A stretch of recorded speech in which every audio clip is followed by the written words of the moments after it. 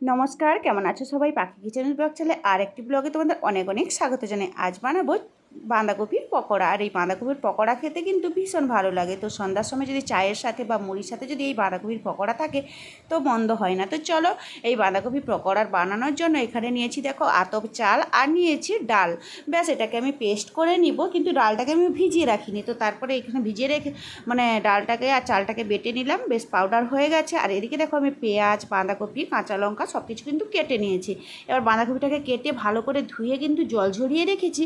একদম ঝিরিঝিরি করে বাঁধাকপিটাকে কাটতে হবে। তারপরে সামান্য পরিমাণে নুন, হলুদ আর দিয়ে দিলাম লঙ্কার গুঁড়ো।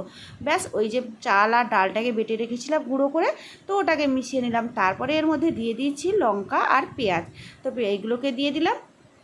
তারপরে এর মধ্যে দিব 1 চামচের মতো বেসনটাকে দিয়ে এবার দিয়ে দিব এর মধ্যে।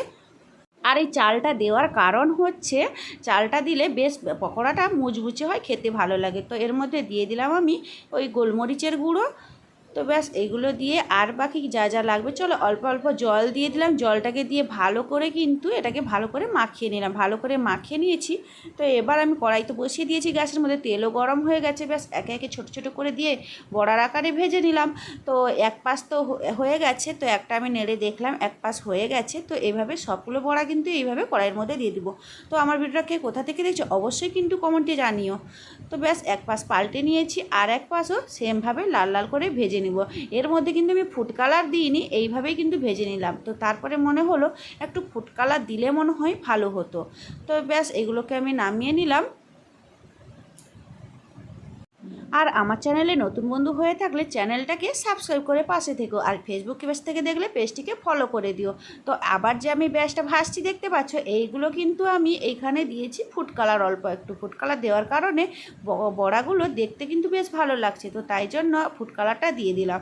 তো বাড়িতে খাবো তাই জন্য ভাবছিলাম ফুড কালার দিব না। তো আজকে আমি ভাবছি ফুড কালার না দিলে তো ভালোই লাগছে না দেখতে। তো তাই জন্য একটু ফুড কালার দিয়েছি। তারপরে একটু বড় সাইজের বলের মতো সাইজ করে হাতে একটু চ্যাপটা করে দিলাম। তারপরে কিন্তু বড়াগুলোকে দিয়ে দিয়েছি।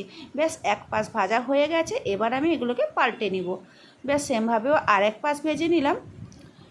তো ফুড কালার দিলেও দিতে পারো, না দিলেও চলে। তো আমি এখানে অল্প একটু ফুড কালার অ্যাড করেছি। তো এটা কিন্তু সন্ধেবেলা চায়ের সাথে বা মুড়ির সাথে বা ওই সস দিয়েও এমনি পকোড়া খেতে কিন্তু বেশ ভালোই লাগে। আর আমার ভিডিও যদি তোমাদের ভালো লেগে থাকে অবশ্যই একটা লাইক করে দিও। দেখা হচ্ছে কিন্তু নেক্সট ভিডিওতে। ব্যাস এবার তো আমার পকোড়াগুলো ভাজা হয়ে গেছে, এখন আমি একটা প্লেটের মধ্যে সার্ভ করে নিব। তো এখন আমি তেল ঝরিয়ে কিন্তু কড়াই থেকে নামিয়ে নিলাম। আর এই পকোড়াগুলো খেতে কিন্তু ভীষণ টেস্টি হয়েছিল। তো তোমরাও যদি এইভাবে বানাতে চাও তো বেশি দেরি না করে একবার হলেও বাড়িতে বানিয়ে দেখতে পারো। আর বানিয়ে কমেন্ট করে জানিও তোমাদের কেমন লেগেছে। তো এখানে আমি সার্ভ করলাম ধনেপাতা আর দিয়েছি পেঁয়াজ। তো পেঁয়াজ দিয়ে সার্ভ করলাম।